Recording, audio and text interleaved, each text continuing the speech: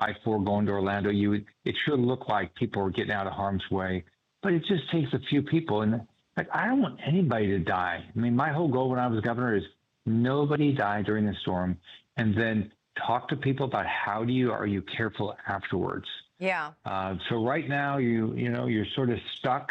Got to listen to the locals. I can't imagine you can get out at all and get to the shelter in Tampa or places like that. So it's I hope everybody's safe. The storm is set to hit landfall in a matter of hours. What's your greatest concern right now? Well, the biggest concern is loss of life, right? You can rebuild everything. So the biggest concern is loss of life. So did everybody that needs to get out of harm's way, did they get out of harm's way? That's number one. And then number two, let's assume that all worked, right? Then afterwards, are you going to be smart? Because what happens is you can keep everybody alive during the storm, and then there's going to be be careful of trees falling. Don't touch down power lines. Right. Don't use a generator the wrong way. Just don't use a power saw if you don't know how to use it. So unfortunately, we lose life afterwards too. So my whole focus is life, because everything else can get rebuilt. 50,000. It's just life. Yeah, 50,000 utility linemen are already headed to Florida from across the United States, all to help restore power once Milton passes. But I mean, it's going to take them a while to get to Florida and then get down into Florida through all that damage. How long do you anticipate people in Florida will be without power? Well, the utility companies work really well together. I've talked to pretty much every utility company over the last few days. They're bringing linemen. As soon as this thing passes, they'll be close to where they can get in. The hard thing is it's actually a lot of it is the areas where they're just saturated with water, because it's just hard to work in those areas. So our rural areas will have a harder time. So we had 13 when Ian in 17 when I was governor. I think we had 13 million people without power.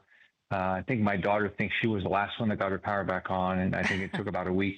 A week, wow. But I don't know. I think it was longer than that. But the rural areas, and this is going to hit a lot of rural areas, it's harder there. Yeah.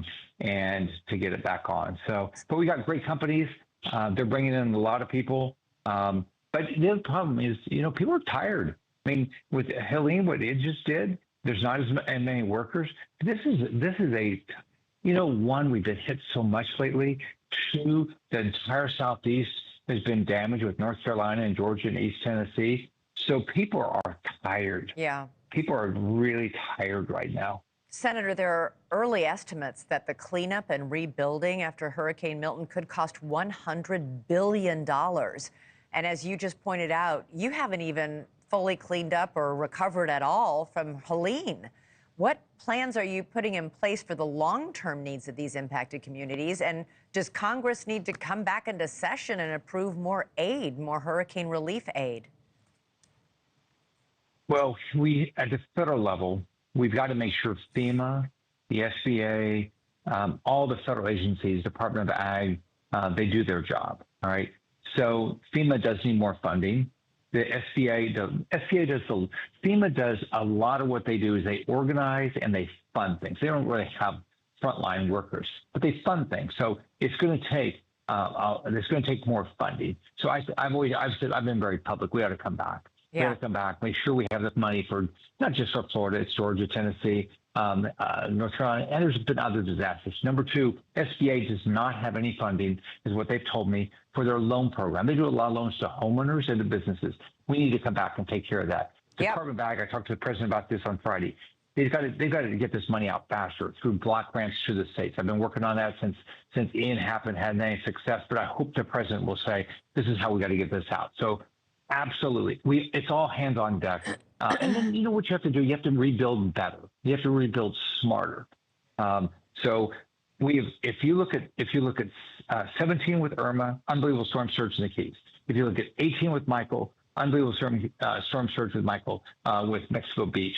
Then if you look at Ian, unbelievable storm surge in Fort Myers. And then you look at this, it sounds like we're going to have 10+ foot of storm surge, which you won't survive if you're still in your one-story house. So we're going to have to rebuild smarter. We've been doing that every time, like going back to Andrew in 1992 in Miami. Right. We come up with a better way to do it. But this is going to, I mean, storm surges, this for whatever reason, storm surge is increasing now. Thanks so much for watching. Go to joinnn.com to find NewsNation on your television provider. And don't forget to click the red subscribe button below to get more of NewsNation's fact-driven, unbiased coverage.